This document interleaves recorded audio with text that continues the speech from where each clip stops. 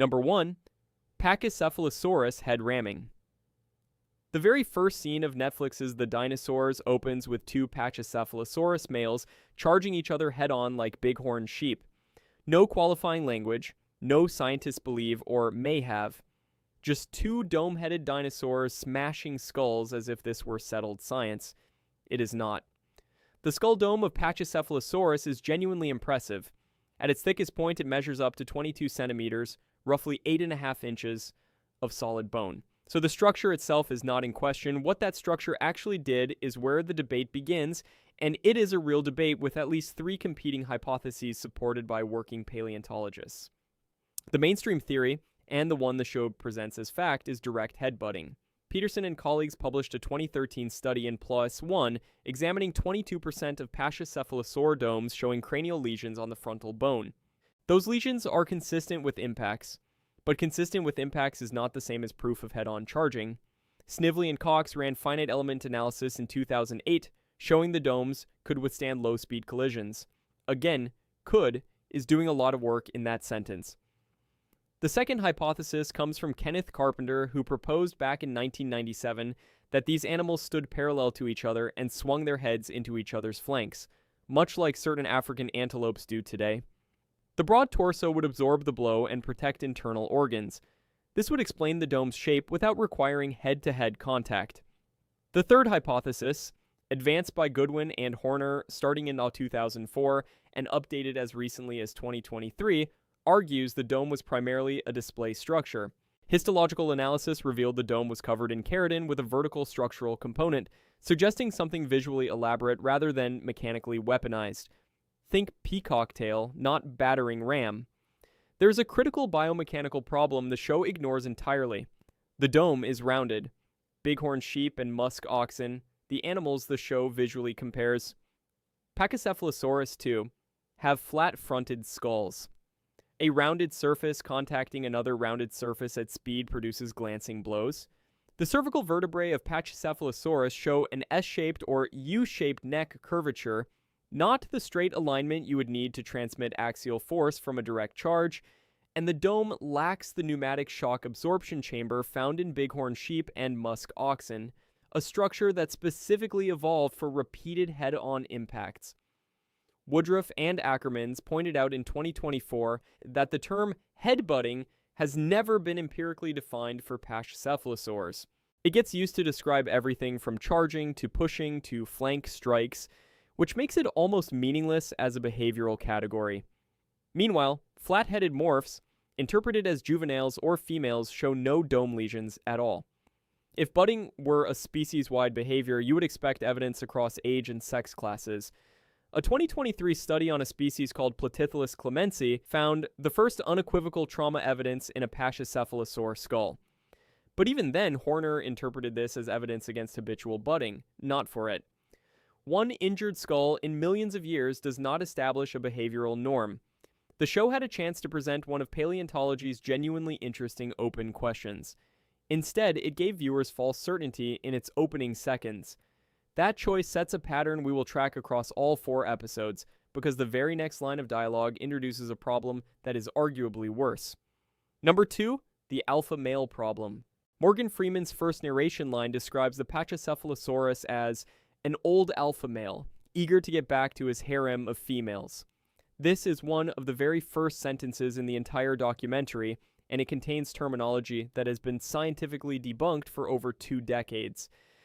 The alpha wolf concept originated from Rudolf Schenkel's 1947 study of captive wolves.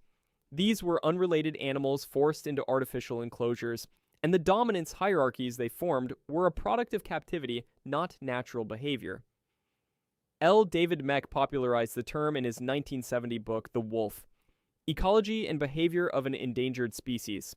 He then spent the next 30 years trying to undo the damage. In 1999, Mech published a paper in the Canadian Journal of Zoology explicitly arguing that wild wolf packs are family units led by breeding parents. There is no alpha. There is no dominance tournament. The publisher continued printing the original book despite Mech's objections. The term alpha male has no formal standing in modern behavioral ecology. It does not appear in peer-reviewed animal behavior literature describing wild social structures. A Scientific American overview explained that while temperamental differences exist in animal groups, the testosterone-fueled dominance hierarchy concept is scientifically void. But here's what makes the show's usage doubly wrong. Even under the old incorrect framework, alpha described a dominant individual within a mixed sex group containing rival males, a leader among competitors. The show describes something completely different, a male returning to a group of females. That is a harem defense mating system analogous to elk or elephant seals. The correct terminology, even in outdated literature, would be dominant bull, harem holder, or territorial male. Never alpha. We have zero evidence for Pachycephalosaurus' social structure, no data on whether they lived in groups, formed harems, or were solitary. Bone beds of Pachycephalosaurus are extremely rare, unlike ceratopsians such as Centrosaurus and Pachyrhinosaurus, where mass death assemblages do suggest herding. The show presents an elaborate social scenario for an animal whose social life is completely unknown. Reddit's paleontology community flagged this as the single line that made them question the show's credibility. One user explained the distinction clearly. You don't call a deer who won the right to mate with a group of does the alpha male. Using alpha male in a 2025 science documentary is roughly equivalent to calling Apatosaurus Brontosaurus in 1995. It signals that the writers did not consult current behavioral science. And when this line sits on top of the unsupported headbutting scene, you have two layered errors within 30 seconds. The show is projecting modern pop psychology onto a 66-million-year-old animal. That specific kind of projection, forcing modern frameworks onto deep time, becomes even more problematic when the show starts drawing evolutionary lineages, which brings us to a mistake that is not about behavior at all, but about how evolution itself works. Number 3. Heterodontosaurus as ancestor of Stegosaurus and Triceratops. Episode 2 contains this line, "This multi-tooled mouth will allow his descendants to become some of the greatest dinosaurs of all time. Descendants like the mighty Stegosaurus and even Triceratops." The show uses the word descendants, not relatives, not cousins, descendants. That word implies a direct ancestor to descendant lineage, and it is demonstrably incorrect. Heterodontosauridae is one of the most basal groups within Ornithischia, the major dinosaur clade that includes Stegosaurs, Ankylosaurs, Ceratopsians, and Hadrosaurs. But basal means early diverging branch. It does not mean ancestor of everything that came after. Think of it this way. Your great-uncle is an early branch of your family tree, but he is not your grandfather. That is exactly the distinction the show destroys. The phylogenetic position of Heterodontosaurids is itself debated. Butler and colleagues in 2008 placed them near the base of Ornithischia. Boyd in 2015 positioned them as basal ornithopods. Barron and colleagues in 2017 placed them as sister group to Marginocephalia. A 2021 eLife study described Heterodontosaurus as the most primitive Ornithischian dinosaur, where primitive means early branching, not inferior, and certainly not ancestral. Now look at where Stegosaurus and Triceratops actually sit. Stegosaurus belongs to Theriophora, the armored dinosaur branch including Stegosaurs and Ankylosaurs. Triceratops belongs to Ceratopsia within Marginocephalia. These two groups diverge from each other very early in Ornithischian evolution. Heterodontosaurus sits on yet another branch entirely. 3 separate lineages, none descended from the others. There is also a timing problem. Heterodontosaurus lived in the early Jurassic, roughly 200 to 190 million years ago, in what is now South Africa. The earliest known theriophorans, Scutellosaurus and Silodosaurus, appeared around the same time, roughly 200 to 196 million years ago. You cannot be the ancestor of animals that already exist alongside you. The multi-tooled mouth claim leading to Stegosaurus is particularly strange. Stegosaurs had simple shearing bites, fundamentally different from the complex chewing apparatus of Heterodontosaurus. Triceratops had a parrot-like beak and shearing dental batteries, also completely different. The supposed key trait does not even connect. In evolutionary biology, we almost never identify direct ancestors in the fossil record. We identify relatives sharing common ancestors. A more accurate statement would be, Heterodontosaurus was an early ornithischian whose group shared a common ancestor with the lineages that would eventually include Stegosaurus and Triceratops. That sentence is longer, but it is correct. The show chose brevity over accuracy, and it makes the same choice again almost immediately with a different lineage. Number 4. Procompsognathus as ancestor of Tyrannosaurus rex. Episode 1 states Procompsognathus, a carnivore with razor-sharp teeth and killer claws. His descendants will one day include Tyrannosaurus rex. This draws a direct ancestral line spanning roughly 144 million years from the late Triassic in what is now Germany to the late Cretaceous in North America. The phylogenetic distance involved is enormous. Procompsognathus is classified as a coelophysid theropod based on work by Escura and Noves in 2007 and Carreno and colleagues in 2005. Coelophysids are one of the earliest branching theropod groups. Tyrannosaurus rex is a tyrannosaurid within Coelurosauria, a much later diverging clade that also includes birds, dromaeosaurs, ornithomomosaurs, and oviraptorosaurs. The two groups diverged very early in theropod evolution, probably in the late Triassic or early Jurassic.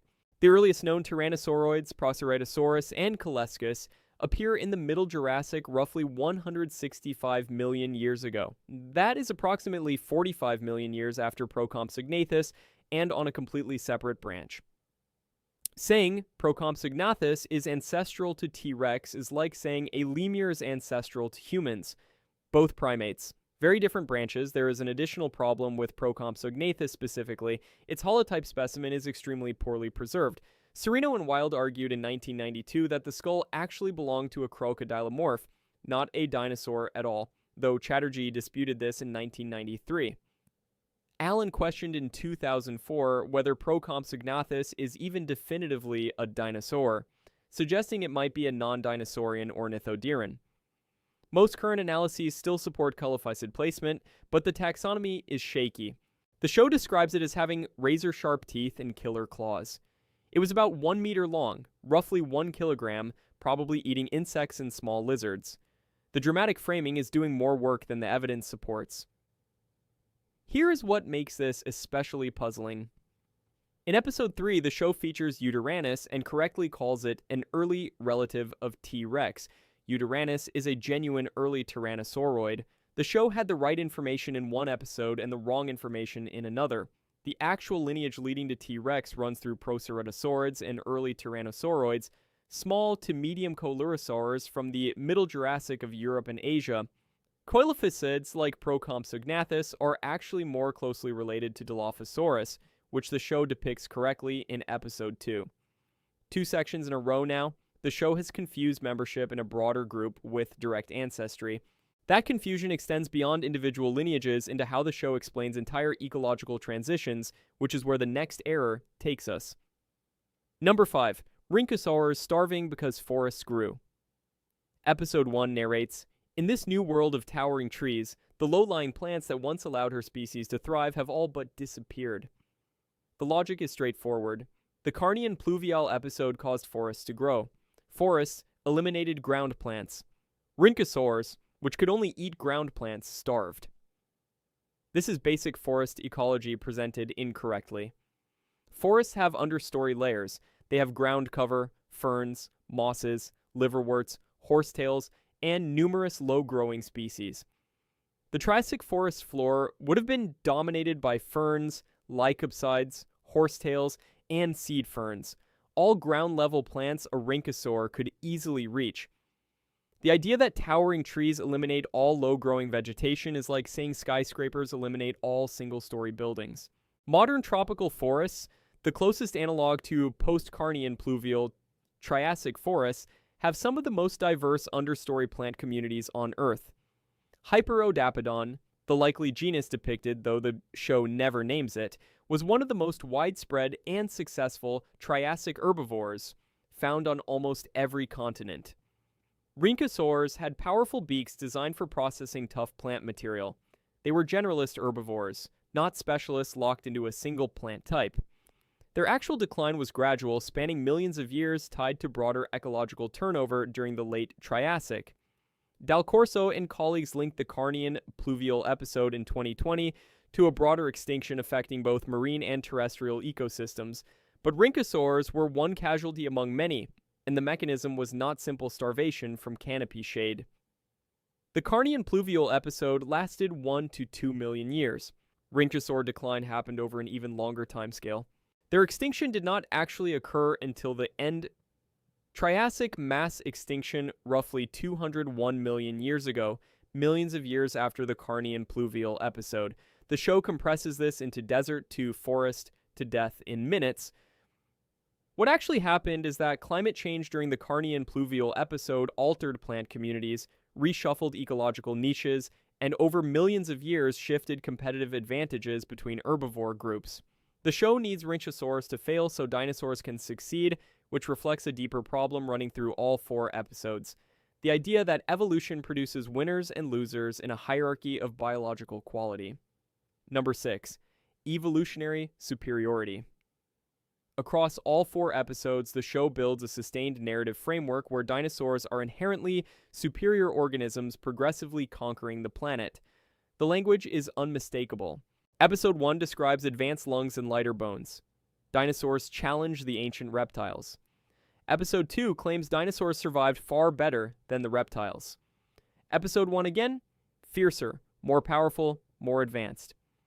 Evolution does not produce superiority. It produces adaptation to specific environmental conditions, and those conditions change over time. There is no teleological direction, no ladder from primitive to advanced, no inherent progress toward bigger, stronger, or smarter.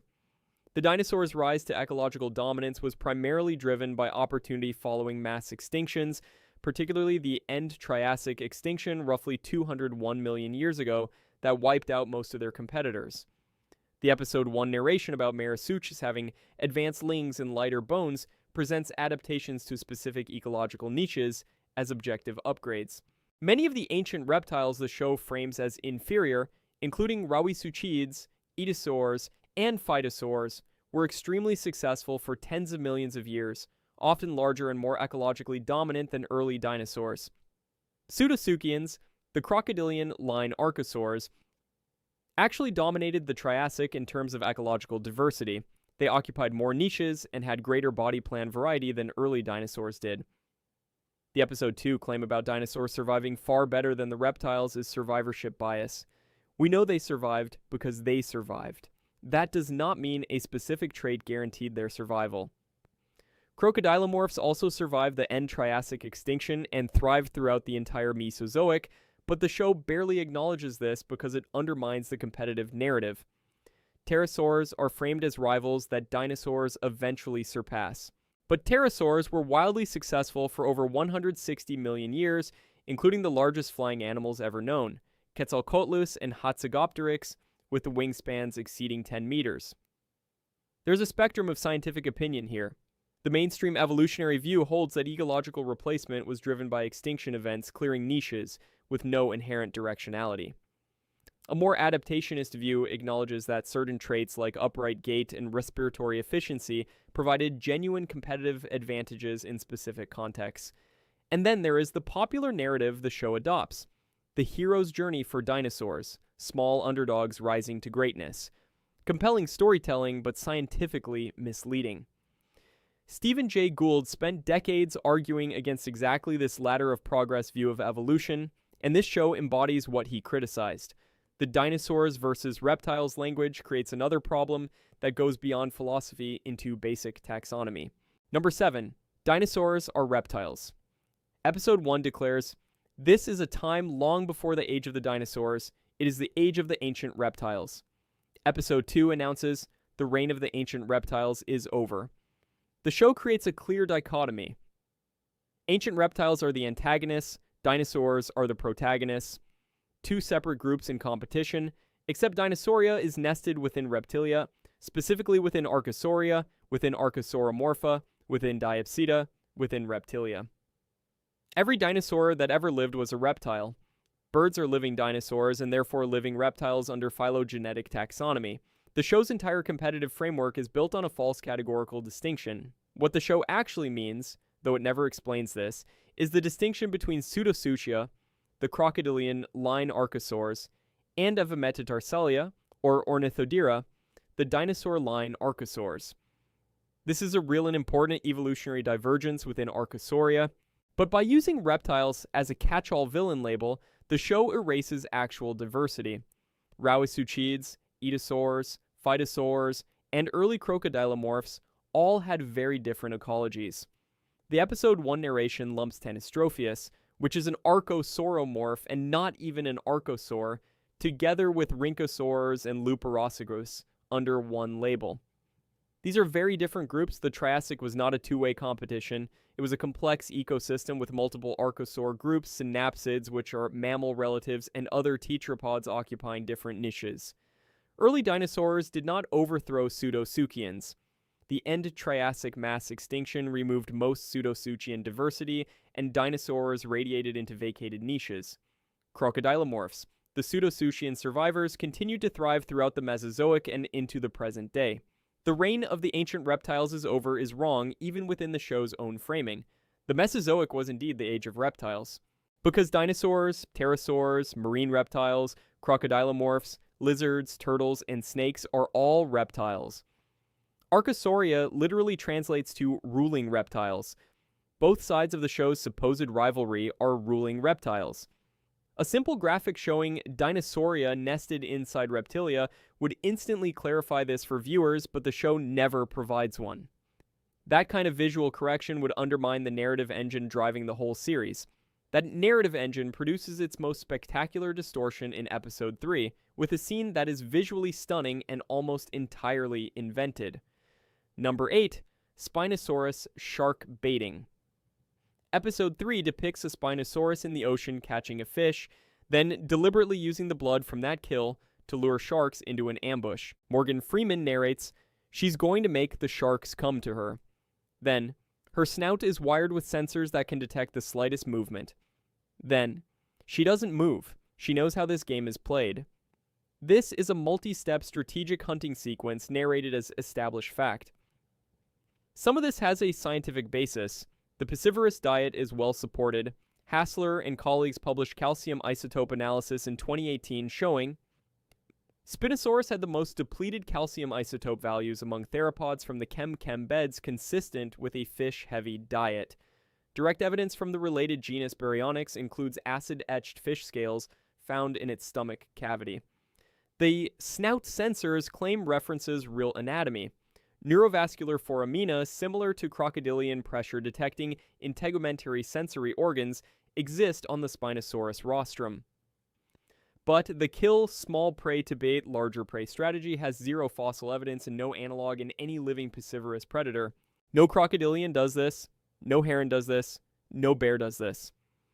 The broader Spinosaurus ecology debate is one of the most active in paleontology right now, with at least 3 major positions.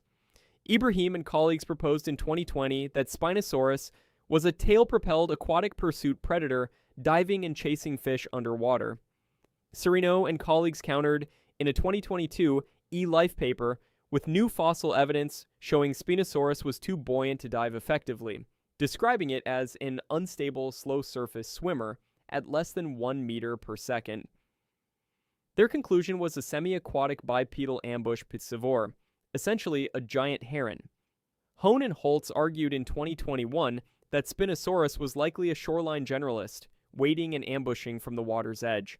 A 2024 paper by Mervold and colleagues further disputed the diving pursuit model, challenging the bone density evidence. A 2025 science paper describing a species called Spinosaurus mirabilis characterized the group as shallow water ambush specialists. The heavy dorsal sail would have made sustained swimming extremely awkward. Serino's 2022 study found new fossils in inland basins far from marine coastline, alongside terrestrial herbivores, suggesting rivers and lakes rather than open ocean. Spinosaurus teeth lack serrations and show wear consistent with gripping slippery prey-like fish, not crunching through shark cartilage. The show placed Spinosaurus in a coastal ocean setting. Current evidence favors riverine and shoreline habitats. The show picked the most extreme interpretation available and then added invented behavior on top of it. If the Spinosaurus scene stretches evidence to its breaking point, the next error snaps the timeline entirely. Number 9. Stegosaurus starving because of flowering plants. Episode 3 narrates, "To eat these tougher new plants requires a mouth that can chew food in a way her primitive jaw cannot. She's starving." The show presents a clear causal chain. Flowering plants evolve. They develop thorns, spines, and chemical defenses. Stegosaurus cannot process them. Starvation, extinction. Stegosaurus went extinct around 150 million years ago at the end of the Jurassic period. The earliest confirmed flowering plants appear in the fossil record around 130 to 140 million years ago. Flowering plants did not become ecologically dominant until the mid-Cretaceous, roughly 100 million years ago. That is approximately 50 million years after Stegosaurus was already gone. The show explicitly connects the two.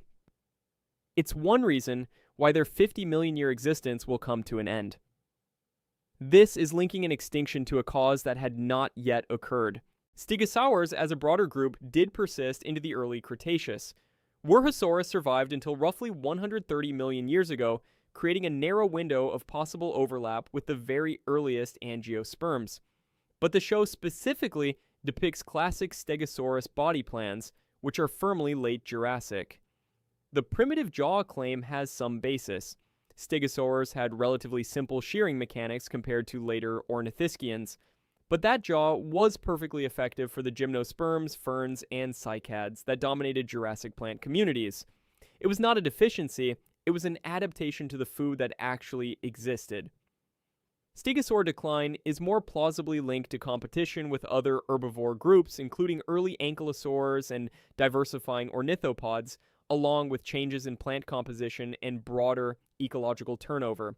The angiosperm radiation that genuinely did reshape terrestrial ecosystems was gradual, unfolding over 30 to 40 million years.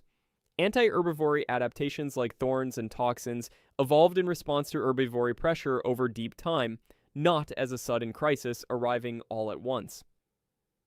The show conflates two separate stories: late Jurassic stegosaur decline and mid-Cretaceous angiosperm radiation. It stitches them together as if one caused the other, separated by a gap of tens of millions of years. No paleobotanist would describe the first appearance of flowers as a sudden revolution that immediately made life impossible for existing herbivores. A simple timeline to graphic showing when Stegosaurus lived, when flowering plants appeared, and when flowering plants became dominant would make the chronological impossibility obvious at a glance. If the flowering plant error bends time, the final entry on this list bends physics. Number 10. Ankylosaurs swimming underwater. Episode 3 depicts an ankylosaur actively swimming and maneuvering underwater, not briefly waiting, but engaged in sustained underwater locomotion. The narration calls it a bathing beauty, and describes it as one of the underwater explorers of the dinosaur world. Ankylosaurs were among the most heavily armored dinosaurs in existence. Their bodies were covered in osteoderms, bony plates embedded in the skin. Some species weighed over 6 tons. Dense bone armor plus a heavy club tail plus a stocky body plan equals extremely high body density. Active swimming requires buoyancy control and propulsive limbs, neither of which ankylosaurs possessed. This claim likely references Rhynchosaurus paradoxus, a small ankylosaur from China that Xu and colleagues described in 2013 as having possible semi-aquatic habits based on belly armor and apparent fish gut contents. The specimen is roughly 34 centimeters long, a tiny juvenile. Extrapolating from a hatchling-sized specimen to adult underwater swimming behavior is a major inferential leap. The Rhynchosaurus aquatic hypothesis is itself highly controversial. Many paleontologists remain skeptical, and the fish remains may represent post-mortem stomach contents rather than evidence of diet. The famous Borealopelta Mark Michelli specimen, an incredibly well-preserved nodosaur from Alberta, was found in marine sediments. The leading interpretation is that its bloated carcass washed out to sea after death. It did not swim there. Modern heavy-bodied animals do interact with water. Hippos walk along river bottoms but do not truly swim. Elephants can cross rivers over short distances. But none actively dive and maneuver gracefully the way the show depicts. Ankylosaur limbs were columnar and weight-bearing, designed for terrestrial locomotion. Actual aquatic reptiles like plesiosaurs, sea turtles, and marine iguanas evolved streamlined bodies, paddle-like limbs, and reduced bone density. Ankylosaurs have none of these features. No published biomechanical study has modeled ankylosaur swimming capability. The claim is unfalsified speculation presented as documentary fact. The combination of heavy armor, club tail, and dense bone makes ankylosaurs among the least likely dinosaur groups to have been aquatic. One commenter captured the reaction well. I could accept hippo-like wading, but swimming like an otter was too much. That is 10 specific errors across 4 episodes. But cataloging individual mistakes risks missing something more important. These errors are not random. They share a structural pattern that reveals how the show fundamentally misrepresents the process of evolution. The pattern running through items 3, 4, 5, 6, 7, and 9 is the same underlying mistake, confusing branching evolution with linear progression. The show frames evolution as a ladder. Small, primitive things lead to big, advanced things in a straight line. One organism fails, a better one replaces it, and the march continues upward. Actual evolution is a branching tree. New species diverge from common ancestors. Most branches go extinct, surviving branches are cousins, not descendants. The Heterodontosaurus to Stegosaurus claim and the Procompsognathus to T. Rex claim are structurally identical errors. Both mistake membership in the same broader group for direct ancestry. The Rhynchosaur extinction narrative and the Stegosaurus flowering plant narrative share the same flaw. Simple organisms must fail, so better organisms can succeed, as if evolution were keeping score. The dinosaurs versus reptiles framing is the largest scale version. It turns 160 million years of complex ecological dynamics into a 2-team competition with a predetermined winner. Every time the show says descendants, the accurate word is almost always relatives or cousins. Every time the show says advanced, the accurate word is adapted, meaning adapted to specific conditions at a specific time, not objectively superior. The compression of millions of years into single scenes makes this worse. Gradual branching over deep time looks like sudden replacement when you squeeze it into 3 minutes of screen time. Modern cladistic methodology, in use since the 1980s, explicitly reconstructs branching relationships rather than ancestral lineages. The show ignores 40 years of phylogenetic thinking and defaults to the March of Progress image, that famous ape-to-human lineup, applied to dinosaurs. This is not necessarily because the show's writers were ignorant. It is more likely a deliberate narrative choice. Linear progression makes for clean storytelling. Branching trees are messy and resist hero's journey structures. The consequence is that millions of viewers absorb a fundamentally incorrect model of how evolution works. None of this means the show gets everything wrong. The Carnian pluvial episode is a real and important event rarely covered in mainstream dinosaur documentaries. The show deserves credit for including it. The end Triassic extinction coverage gives viewers a geological framework most dinosaur documentaries skip entirely. The Uteranus feather depiction in Episode 3 is accurate. Feathered tyrannosaurs remain poorly represented in popular media. The Thagomizer gets its correct name, a term coined by cartoonist Gary Larson in a 1982 Far Side comic and later formally adopted by paleontologists. The final sequence connecting birds to living dinosaurs is scientifically sound. The show covers lesser-known species like Dreadnoughtus, Megarosaurus, and Longipteryx that rarely get documentary screen time. The island dwarfism segment on Megarosaurus communicates a real evolutionary phenomenon accurately. These genuine contributions make the errors more frustrating. The show had access to good science and sometimes used it.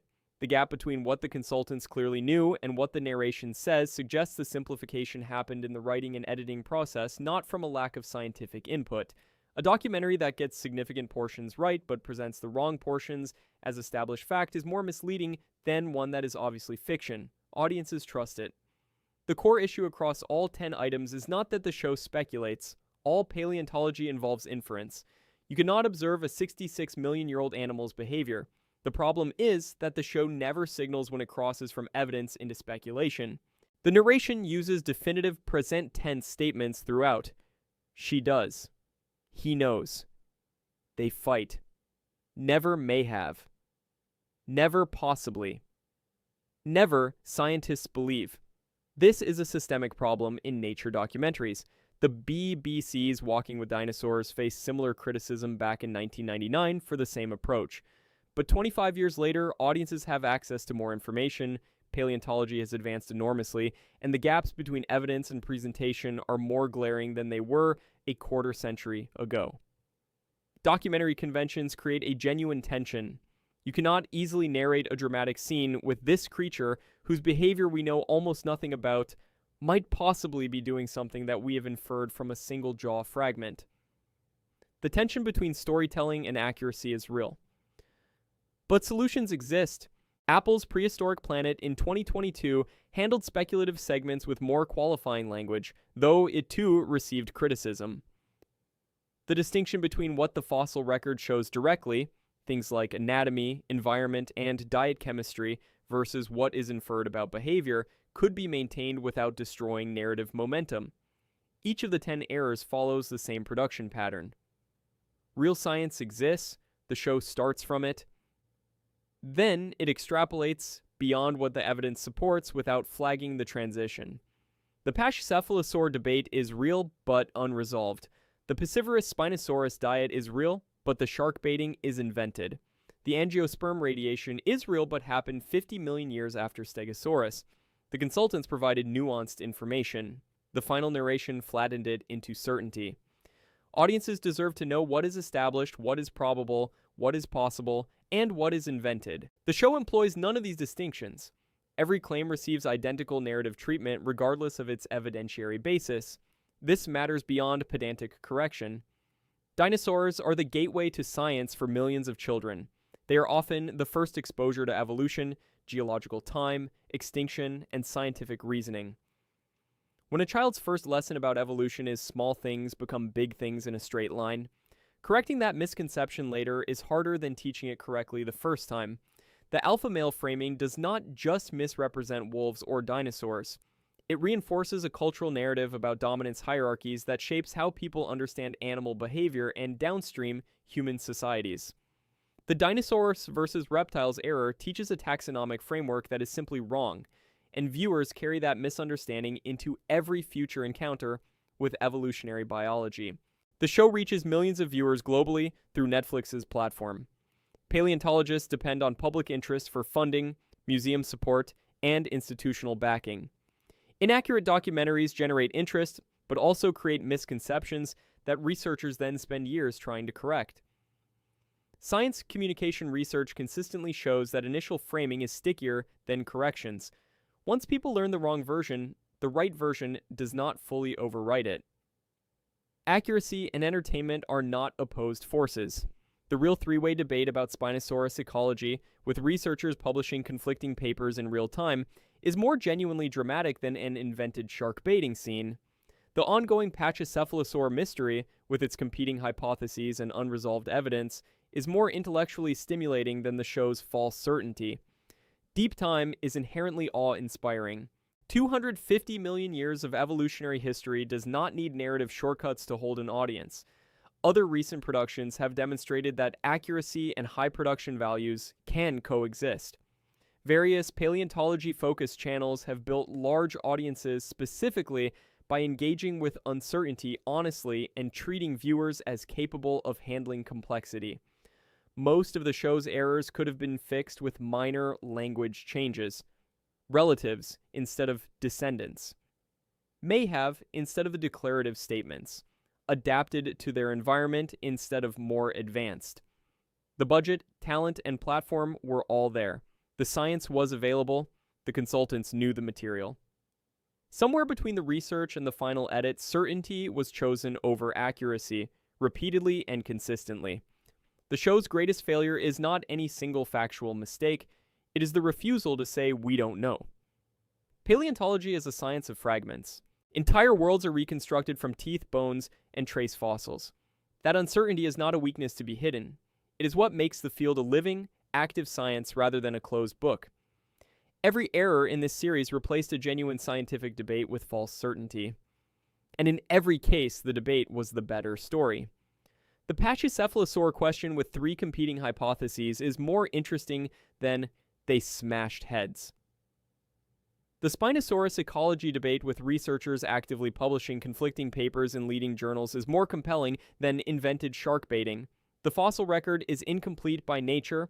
What has been found is extraordinary. What remains to be discovered is beyond estimation. New species are announced nearly every week. The science the show got wrong today may itself be revised within years. The show opened with false certainty about headbutting. Science begins with honest uncertainty. That is not a limitation. That is where the real story lives.